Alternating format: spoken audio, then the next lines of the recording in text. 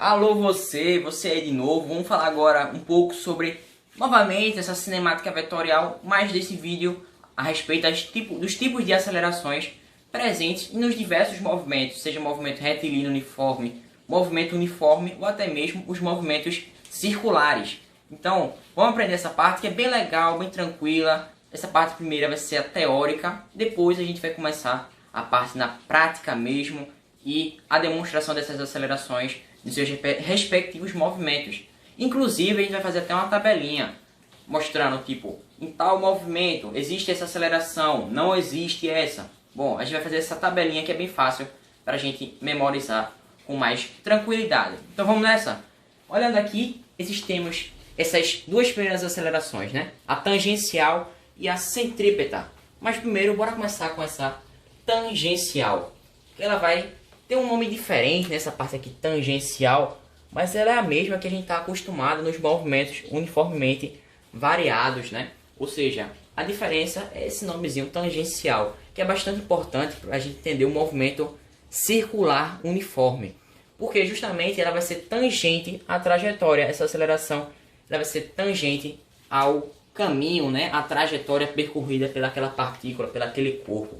Ou seja, tangente a gente vai entender que se a gente partir do raio até certo ponto da circunferência, né, que aquele corpo está, aquilo ali vai formar um ângulo de 90 graus. Ou seja, por isso o nome tangente, né? Então vamos para o segundo tópico. Ele mostra que o seu sentido vai depender da classificação do movimento. E esse movimento ele pode ser o quê? Acelerado, retardado. Então a gente tem que se ligar nessas classificações.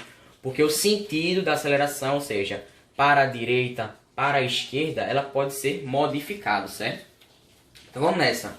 O módulo dessa aceleração é igual à aceleração escalar. Ou seja, elas vão ter o mesmo valor, como eu te falei. É só um nome um pouco diferente e que é muito importante esse termo tangente para o movimento circular. Mas vamos nessa. A gente pode calcular essa aceleração tangencial em seu módulo a partir da igualdade, né? Variação da velocidade dividido pela variação do tempo. E que essa variação da velocidade, ó, ela é representada por velocidade final menos a velocidade inicial. Isso aqui dividido pelo intervalo de tempo em que aconteceu aquele trajeto, aquele percurso. Indo para o último tópico, a gente tem que dizer, ó, isso é muito importante. Se não há variação na velocidade, não existe aceleração tangencial. Ou seja, a variação da velocidade é totalmente intrínseca a essa aceleração tangencial. Então, se liga nesse ponto, se liga nesses tópicos, que é bastante importante. Agora, bora para a aceleração centrípeta. Esse aqui é muito importante para a gente entender o movimento circular, tanto o movimento circular uniforme, quanto o uniformemente variado, aquele acelerado, né? E o retardado. Então, vamos nessa. O que a gente pode inferir dessa aceleração? Que a direção dela é radial. O que isso significa? Olha para essa circunferência que eu desenhei. Se liga aqui. Tem essa partícula, que eu posso chamar ela de quê? De A. Bom, o piloto está cooperando, né, com nossas vidas. Mas eu vou chamar essa partícula de A. E que ela está descrevendo essa trajetória nessa circunferência no sentido horário. Certo? Ela está no sentido horário. E o que a gente pode inferir? Que temos aqui, ó, uma velocidade constante. Ou seja, estamos no movimento circular uniforme, mas que, olha para esse vetor aqui, temos essa aceleração apontada para o centro da trajetória. E isso aqui coincide com o que? Essa direção? Coincide com um raio, né? Perceba que eu posso traçar o raio aqui, ó, tanto nesse ponto de cá, tanto esse ponto mais abaixo. E perceba que o raio ele sempre parte do centro da trajetória até um dos pontos na circunferência. Então a gente pode citar de que essa aceleração centrípeta, ela vai na direção do raio, ou seja, na direção radial. E bom, a gente pode também representar essa aceleração centrípeta em seu módulo como sendo a velocidade daquele corpo ao quadrado dividido pelo raio da trajetória. E perceba, raio. Essa aceleração está presente em movimentos curvilíneos, mas ela nem sempre é constante. Cuidado.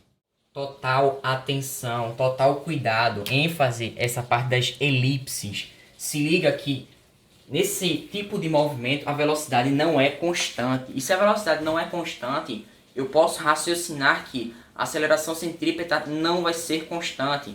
A gente vai ver na parte de lei da gravitação universal e também no movimento das leis de Kepler, regida por essas leis, que as órbitas no sistema solar, pela primeira lei de Kepler, elas são elípticas e que a velocidade não é constante. Ou seja, é um movimento variável, ou seja, uniformemente variável. Ali a gente não tem um raio constante, a gente aproxima para um raio médio aquela elipse. E a gente sabe que naquele período a aceleração centrípeta não é constante devido à variação da velocidade. A velocidade não é constante, logo a aceleração centrípeta não é constante. Mas pode existir casos que sim, essa aceleração centrípeta pode ser constante, como no ventilador. Se a gente liga numa velocidade denominada 3 no pitocozinho do ventilador, veja, aquele ventilador, as pás do ventilador, eles vão fazer um movimento circular em uma velocidade constante. Aquela velocidade vai ser constante. Logo, a aceleração centrípeta vai ser constante, já que o movimento está estabilizado. Agora eu te levo a seguinte pergunta. Aquele corpo está em inércia ou não? Considerando um movimento circular. Está em inércia ou não? Fique com essa pergunta. Nos próximos vídeos a gente já vai responder. Então espera só um pouquinho que a gente vai agora para a parte prática desse assunto, ou seja, descrever nos diferentes movimentos a existência dessas acelerações ou não, se elas não existem, que isso pode acontecer sim. Então espera só um pouquinho e vamos nessa. Novamente, dando continuidade aqui, falar agora sobre a última aceleração, que na verdade é a junção das outras duas, ou seja, a aceleração centrípeta mais a aceleração tangencial. Mas calma, é só somar algebricamente. Vamos ver se é só isso mesmo. Vamos lá. A aceleração vetorial, a última que a gente está falando aqui, é a resultante entre as duas acelerações anteriormente descritas, que é a tangente e a aceleração justamente centrípeta. Ou seja, essa resultante vai ser a soma vetorial. Cuidado, isso é uma soma vetorial, não é simplesmente somar algebricamente. Vamos perceber que no movimento circular, tanto a aceleração tangencial quanto a aceleração centrípeta vão formar entre elas um ângulo de 90 graus. E a gente vai perceber tudo isso com calma. A gente vai utilizar o teorema de Pitágoras, o seno, o cosseno também a gente pode utilizar. Então vamos nessa, vamos com calma, né? Só entenda que a aceleração resultante, ou seja, a aceleração vetorial, é a soma dessas outras duas que eu acabei de te falar. Então agora, como eu te falei, vamos analisar os tipos de movimentos, né? Primeiramente, começando pelo movimento retilíneo uniforme. E a gente sabe que nesse movimento retilíneo uniforme, a velocidade se mantém a mesma em todos os períodos, ou seja, aquele corpo varre mesmas distâncias em iguais intervalos de tempo, né? Então a gente pode compreender que a velocidade se mantém a mesma. E aqui eu representei essa partícula que está inicialmente no ponto A e depois ela vai para o ponto B. E perceba que a velocidade se manteve a mesma, ou seja, a velocidade em A é igual à velocidade em B.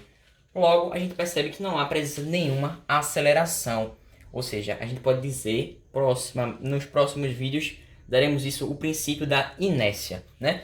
Então, olhemos para cá, percebemos que não existe nenhum tipo de aceleração. Não existe centrípeta, já que não existe um movimento curvilíneo, portanto, não existe nenhum raio, logo centrípeta é igual a zero, e nem tangencial, já que as velocidades se mantêm constantes, ou seja, se mantêm iguais em toda a trajetória. Logo, a gente pode concluir que a resultante de tudo isso é justamente zero, já que a centrípeta é zero e também a tangencial é zero. Então, a aceleração resultante zero. Isso no movimento retilíneo uniforme. Agora, vamos para o mais abaixo, que é o movimento retilíneo uniformemente variado. Se liga, uniformemente variado. Isso implica dizer que tem o quê? Uma aceleração. Ou seja, perceba esse corpo aqui que está no ponto, digamos que C, e se desloca para o ponto D.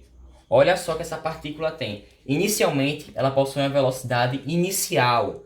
Velocidade inicial. Isso implica dizer que, em outro ponto da trajetória, ela está submetida a uma aceleração de que ela vai chegar no ponto D com uma velocidade diferente da anterior. Ou seja, temos uma variação da velocidade, um ΔV. E eu te falei na parte anterior que, se existe ΔV, consequentemente, existe aceleração tangencial, já que nesse período aqui, ó, nesse deslocamento de cá desse ponto C para o ponto D, existiu um intervalo de tempo também. Ou seja, posso relacionar essa aceleração com a variação da velocidade dividido pelo intervalo de tempo. Mas e aí, centrípeta existe nesse caso? Não existe. Não estamos falando de um movimento curvilíneo, mas sim de um movimento retilíneo. E se é retilíneo, centrípeta inexistente. Logo, a gente pode concluir que um movimento retilíneo uniformemente variado, que a aceleração resultante equivale ao módulo da aceleração centrípeta, que também equivale à variação da velocidade dividido pelo intervalo de tempo. Então segura só mais um pouco, que falta só mais um movimento, que é o movimento circular uniforme. Nos outros, a gente vai falar da variação desse movimento circular, que é justamente o movimento circular acelerado e o movimento circular retardado. Então espera só um pouquinho que a gente vem mais. Agora, finalmente, a última parte, a hora que você descansa um pouco, relaxe, olha pra minha beleza, pra minha cara. Mas vamos aqui um pouco pra física, que é mais bonita que eu, viu? A física aqui que vai falar um pouco sobre o movimento circular uniforme, o MCU. Novamente a gente analisando a parte da cinemática vetorial. E perceba que a gente tem uma trajetória circular, ou seja, temos por consequência o que? Um raio aqui presente, um raio da trajetória, e que temos uma partícula, essa partícula que eu vou apelidar de C, em homenagem a mim, em homenagem a Carlos. Nome C, uma partícula chamada Carlos, e que ela tem uma velocidade constante, uma velocidade V constante. Ela não se altera ao longo do tempo. Bom, perceba que ao descrever essa trajetória, que eu vou abordar ela como sendo um movimento justamente horário, no sentido do relógio, né? Perceba que esse corpo aqui, no instante t0, no instante zero, ele tem essa velocidade. E perceba a aceleração. Qual é a única aceleração desse movimento circular uniforme? Não existe tangencial. Se a velocidade é constante, não existe tangencial. Porém, se existe um raio da trajetória, vai existir aceleração centrípeta apontando para o centro da trajetória. Onde é esse centro? O centro, no caso, da circunferência. Perceba que em outro momento, vamos dizer, um momento 1, aqui é o momento 0, aqui é o momento 1, né? O momento que está mais à sua direita, percebemos que, novamente, a velocidade continua com o mesmo módulo, ou seja, não se alterou. Assim como a aceleração centrípeta também continua com o mesmo módulo. Agora perceba, essas setas estão diferentes, né? Não estão mantidas, ou seja, eu posso dizer que os vetores são diferentes em determinados instantes. Porém, os módulos deles são iguais. Tem esse detalhe, eles são distintos por variar em seus sentidos. Porém, os módulos são iguais. Já que a gente está se tratando de um movimento circular uniforme. Mas calma, eu te falei que existe aceleração centrípeta, né?